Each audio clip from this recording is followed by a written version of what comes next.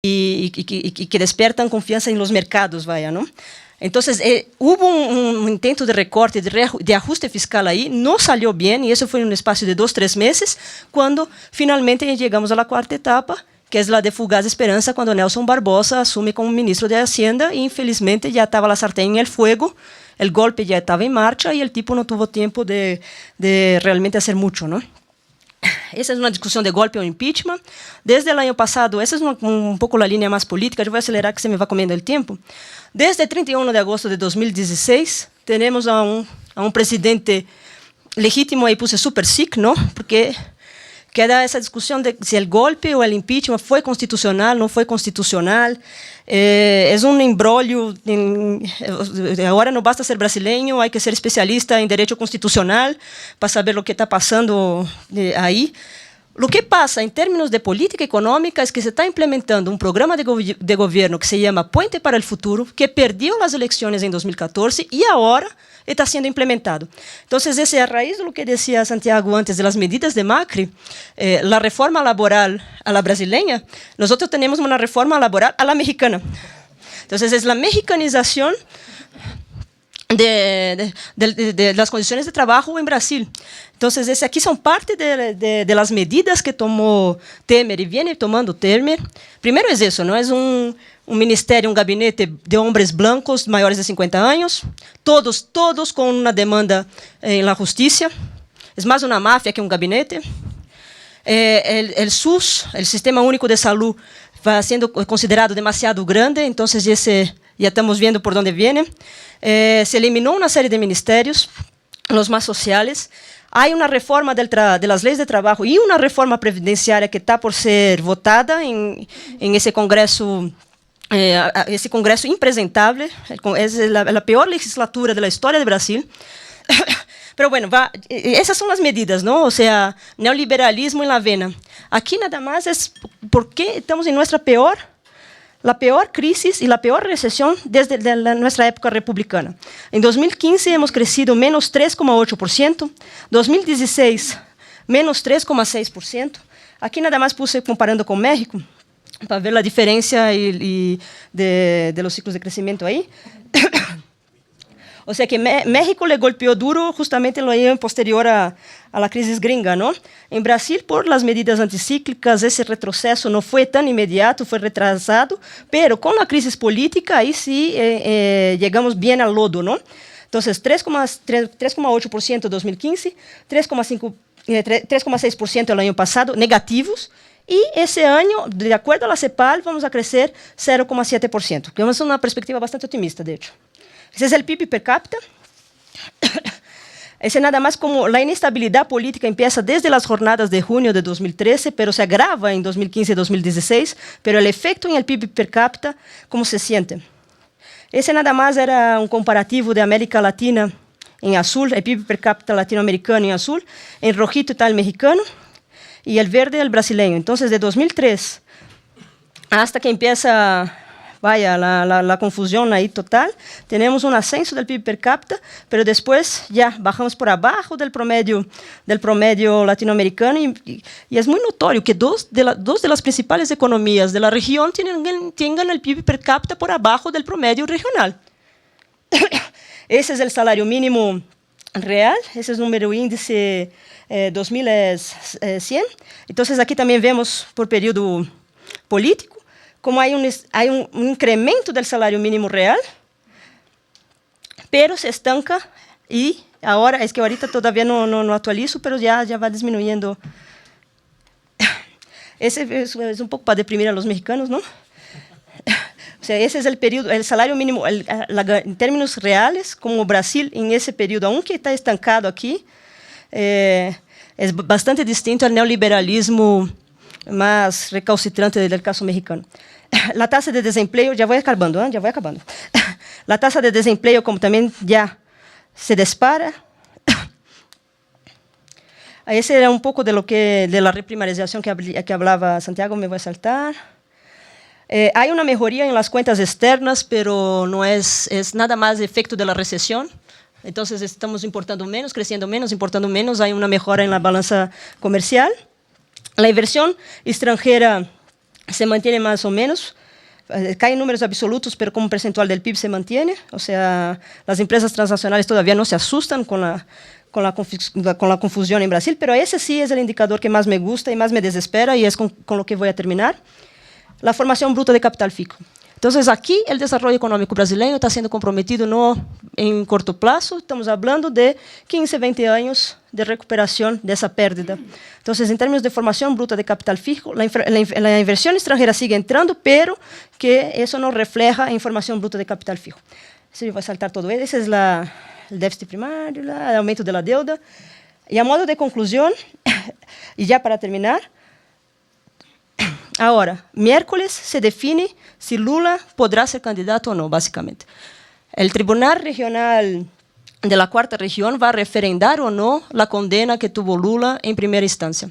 Si se referenda por unanimidad, son 3 jueces. Si los 3 jueces dicen que sí se referenda, es muy difícil que Lula pueda ser candidato. Cabe recursos, pero es muy difícil. Si hay dos que dicen que sí se referenda y uno que no, ahí queda más fácil. Pero, de nuevo, estamos en un embrollo político que no permite la recuperación económica. Y eso sería todo. Muchísimas gracias. Sí, muchas gracias, Mónica. Pues bien, ahora vamos a cederle la palabra a Andrés Arauz Galarza. Él cursó estudios en Economía y Matemáticas en la Universidad de Michigan, en Estados Unidos, y se graduó con honores universitarios en mayo de 2005. Cursó otra maestría en Economía del Desarrollo en Flaxo, Ecuador, en 2009, y en su experiencia laboral se desempeñó como subsecretario nacional de Planificación y Desarrollo en Ecuador, director general bancario del Banco Central de Ecuador, Ministerio de Coordinación de Conocimiento y Talento Humano, entre muchas otras más. Le cedemos la palabra a Andrés Arauz Galarza. Muchísimas gracias, Rogelio. Muchas gracias a Mónica por la invitación. Compañeros todos, buenas tardes. Mi oportunidad de conversar con ustedes el día de hoy va a ser un poco más sobre la coyuntura del Ecuador. Pero antes de eso, nada más mencionar algunos elementos de diagnóstico fundamentales para poner en contexto lo que está ocurriendo actualmente. Primero, elemental entender desde dónde les expongo. Como acaba de mencionar Rogelio, yo participé en el proceso político ecuatoriano en los últimos 10 años. Entonces, si es que habrá sesgos y orientaciones, bueno, pues quedan claros y explícitos. Y obviamente también los podemos discutir y debatir más adelante. Segundo, si es que haríamos una panorámica general sobre la situación económica, macroeconómica del Ecuador, vamos a encontrar parámetros e indicadores muy similares a los que se expusieron para el caso de los otros 2 países, en donde hubo una fuerte recuperación de la producción en general, crecimiento económico, redistribución del ingreso, creación de activos productivos, aumento del gasto público para garantizar derechos como la salud, educación, etcétera. Pero además el elemento que diferencia al caso ecuatoriano de los que están exponiéndose el día de hoy es que tuvimos también un proceso constituyente, es decir, en esa dimensión se asimila más a un proceso boliviano, venezolano, quizás un poco más, ¿no? Ese proceso constituyente no solo que cambió o cristalizó estas reformas que podríamos entender de carácter más económico, sino que las constitucionalizó, y eso añade ciertas rigideces a lo que podríamos ver como un proceso de restauración más adelante, sino que además ese proceso constituyente implicó un cambio en las relaciones institucionales. Sí, es decir, ya hubo una reconfiguración del Estado ecuatoriano que tiende o que busca tender hacia un Estado con un poder popular más presente que es, digamos, no se ha concretado, no se ha completado, pero que sí se refleja una estructura más ciudadana, es decir, descorporativizando a los grupos de poder en la representación institucional del Estado. Eso no quita que los grupos de poder fácticos sigan teniendo influencias como los tienen a través de todos otros mecanismos, captura regulatoria, lobby, corrupción, etcétera, etcétera, ¿no? Entonces, esos como elementos que anteceden. Y quizás un elemento adicional, perdón, que es muy importante para poner en contexto, es que en el Ecuador, por ejemplo, la tasa de sindicalización es insignificante, ¿no? Es menos, creo que del 3%. Y en ciertas ramas es absolutamente nula. Entonces eso es un elemento muy importante. No se logró recuperar en los 10 años del proyecto político de la Revolución Ciudadana, y bueno, eso va a tener consecuencias en las posibilidades de éxito o no de este proceso de restauración que estamos viendo en el Ecuador.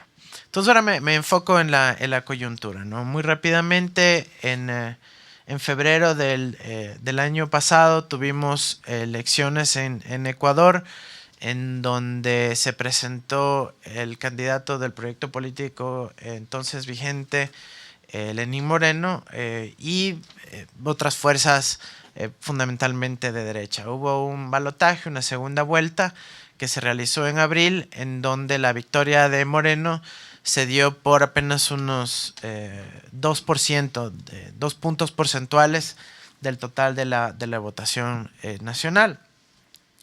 Y ese es un elemento clave porque nos permite, digamos, marca la orientación que iba a tener el gobierno de Moreno, ¿no? Obviamente con un mandato un poco, si se podría decir, que requiere un espacio de legitimación. La pregunta era, ¿legitimación ante quién? Entonces, ¿qué empezó a ocurrir en el Ecuador? Nosotros creemos que este no es un efecto aislado, específico para el Ecuador. Cuando tenemos conversatorios como este, inmediatamente encontramos todos los puntos donde se demuestran estas similitudes, y creemos que responde efectivamente, sí, a elementos objetivos, pero sobre todo a una operación, lamentablemente una operación política que sigue un guión replicado en toda América Latina, guiada por los intereses del capital transnacional y una recuperación del espacio de las élites conservadoras nacionales, ¿no? Un elemento clave para que se pueda llevar a cabo esta recuperación, restauración conservadora, es generar una narrativa adecuada. Y el elemento primordial que ha estado vigente y que quizás no se ha mencionado hasta ahora en todos los procesos que hemos visto es la famosa narrativa de la corrupción, ¿no? De que se feriaron el país, de que aquí, como lo mencionó el compañero, hubo una orgía, una fiesta, un derroche, y bueno, hay como 40 sinónimos para el efecto. Pero que han sido excelentemente bien posicionadas, y resulta que además son con personas específicas, comunes, que las están posicionando. Un ejemplo puede ser, por ejemplo, Jaime Duran Barba, que tiene un protagonismo en el macrismo, ahora también asesor de Lenín Moreno, ¿no? Entonces, esta narrativa es utilizada para varios fines. La una es para la persecución judicial a líderes de los proyectos progresistas, en el caso del Ecuador, leales al liderazgo de Rafael Correa. Lamentablemente sí existieron episodios puntuales de corrupción, pero justamente se conocieron porque fueron judicializados, es decir, todos han sido respondidos desde el proceso ético y legal que corresponde. De hecho, en el gobierno de Correa fue cuando más se combatió la corrupción institucionalizada, que a veces es ignorada en este relato, en esta narrativa, como es la evasión tributaria, aduanera, la privatización energética, los salvatajes o salvamentos bancarios, la privatización y pérdida de empresas estatales, la falta de inversión pública, la desregulación en la contratación pública, las puertas giratorias en la regulación financiera y la entrega desmedida de los recursos naturales a poderes transnacionales. Es decir, todo esto fue combatido institucionalmente con procesos constituyentes que cambiaron las relaciones de poder con relación a la corrupción.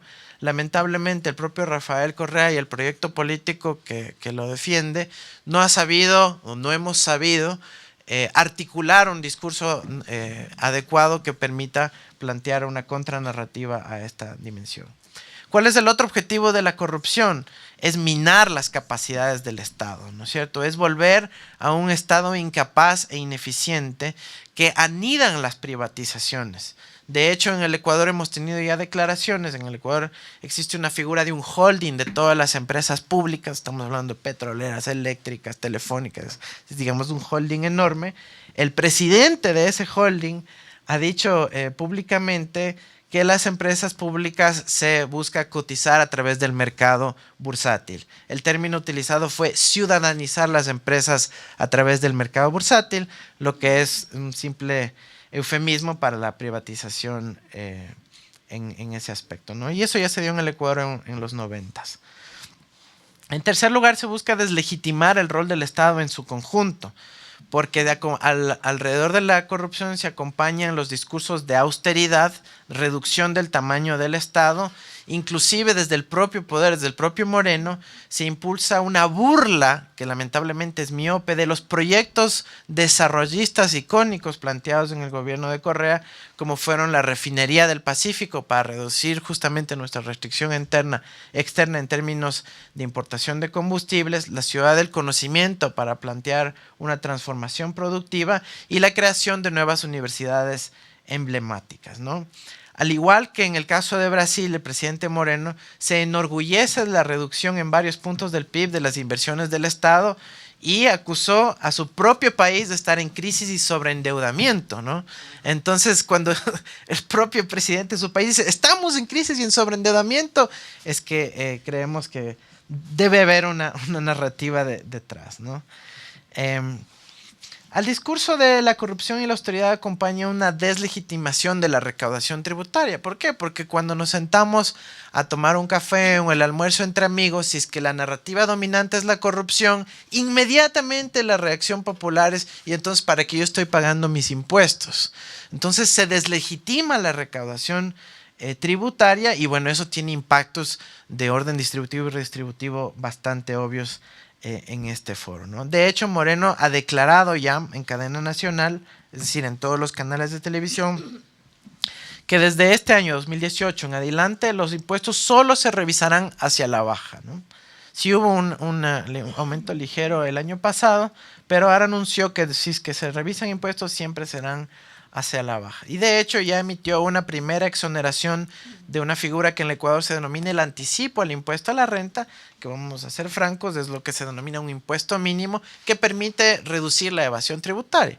Porque hay empresas que a través de manipulación o maquillaje contable declaran pérdidas o declaran ingresos netos cero, utilidades cero, y de esa manera no pagan ningún impuesto. Con el impuesto mínimo lo que se ponderaban otros indicadores para que se paguen, ¿no? Entonces ya Moreno empezó derogando eso.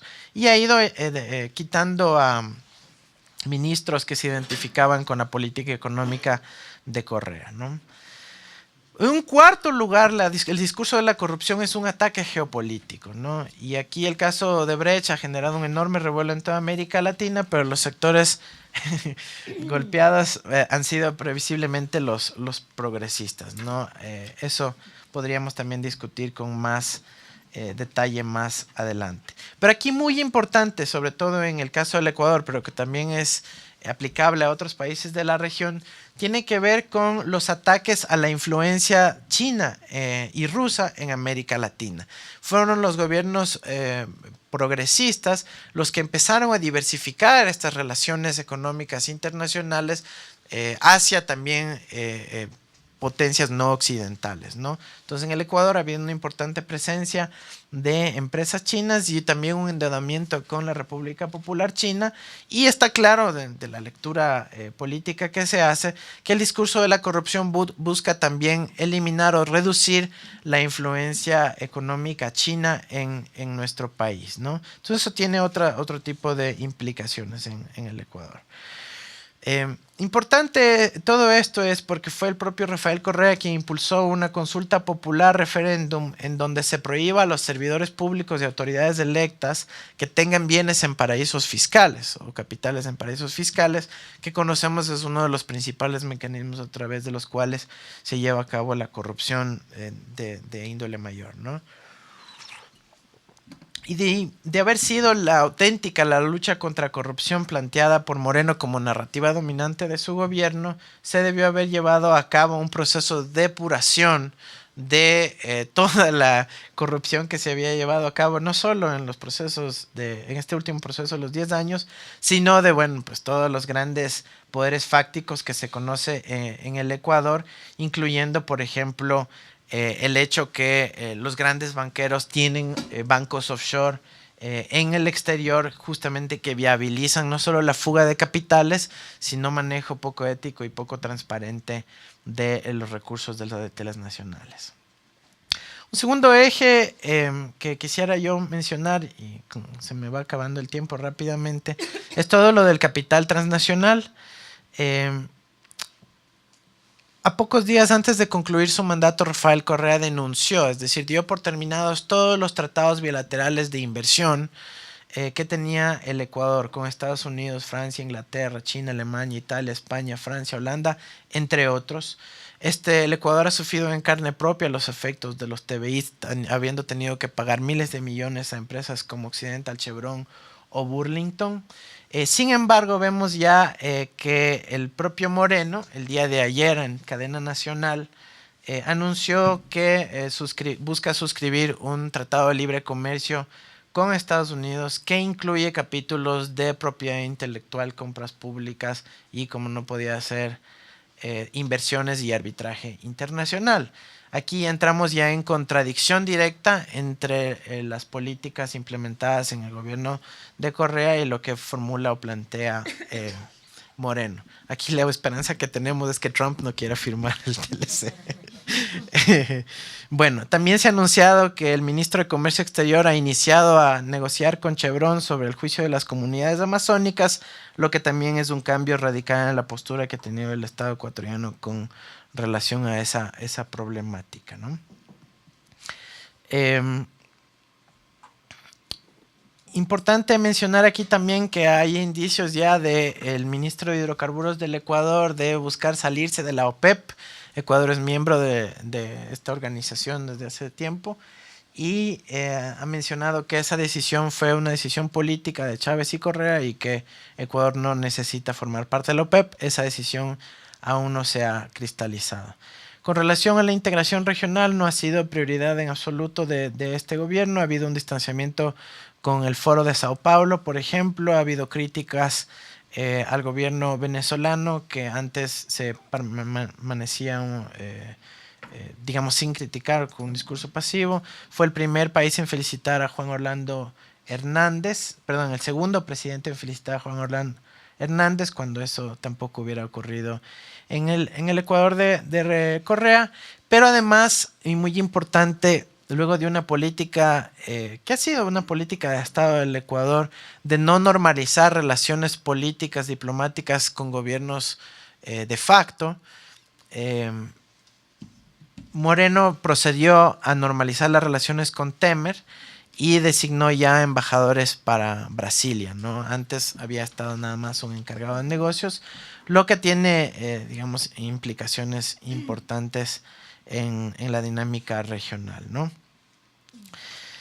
Y finalmente, en el ámbito económico, creemos nosotros que luego de la consulta popular del 4 de febrero, efectivamente, si es que se da un apoyo masivo a la postura de Moreno, tendrá suficiente capital político para implementar lo que nosotros llamamos el paquetazo, es decir, la serie de medidas de carácter neoliberal que buscan desregular tarifas de servicios básicos, medidas con relación al salario, a las relaciones laborales, entre otras, ¿no? Sabemos que ha habido ya varias reuniones con el FMI, incluyendo del propio presidente, que lo anunció públicamente, en donde se está cocinando este paquete, incluyendo justamente deslegitimar esta deuda china para reemplazarla con la deuda con el FMI, sobre pretexto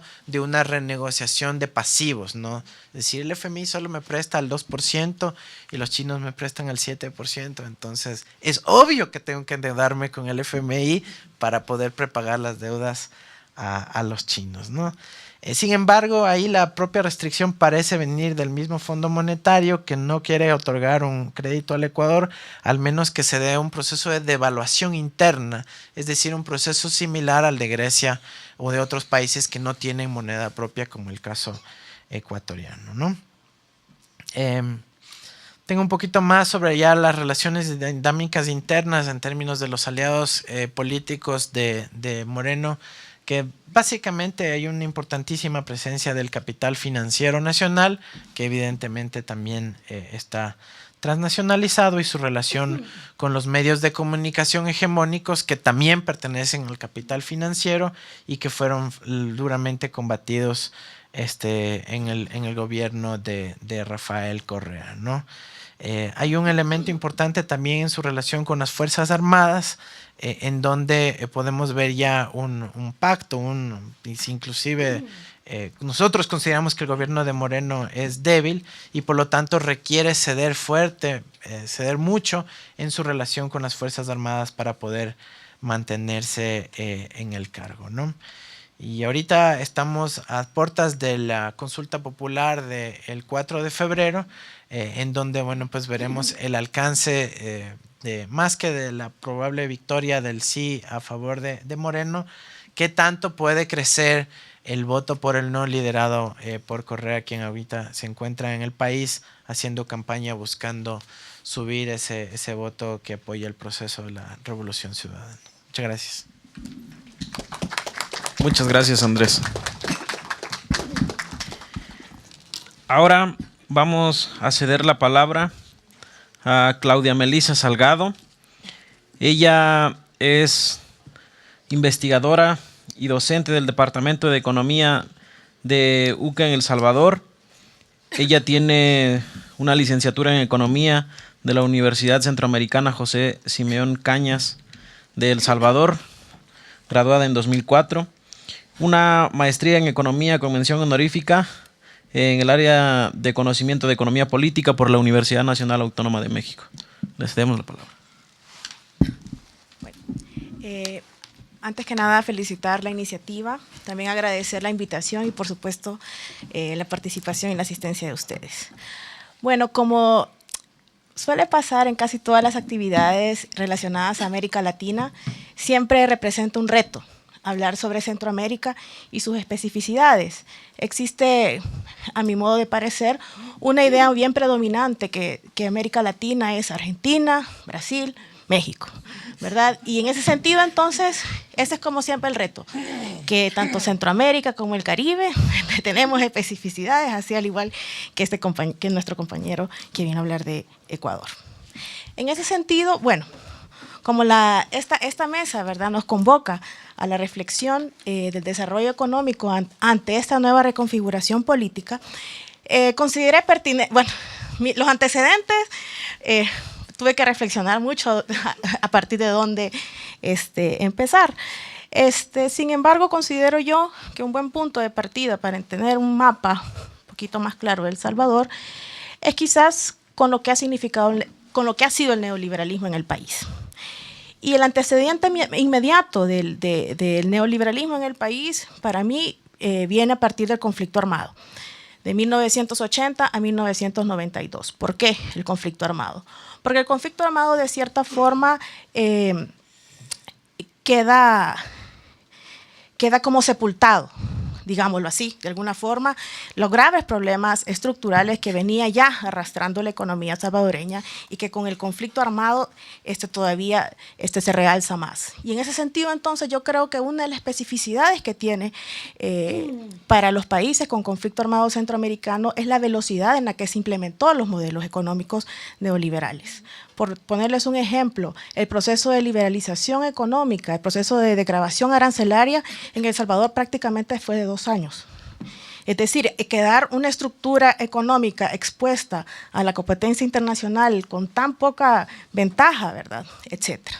Bueno, en ese sentido, entonces, también el conflicto armado de alguna forma también acelera esa parte no resolutiva del capital real. es decir, la reforma agraria queda trunca, el proceso de industrialización también, y en ese sentido entonces es en ese periodo en que se da la transición del eje de acumulación desde esa economía real hacia el sistema financiero como tal. Bueno.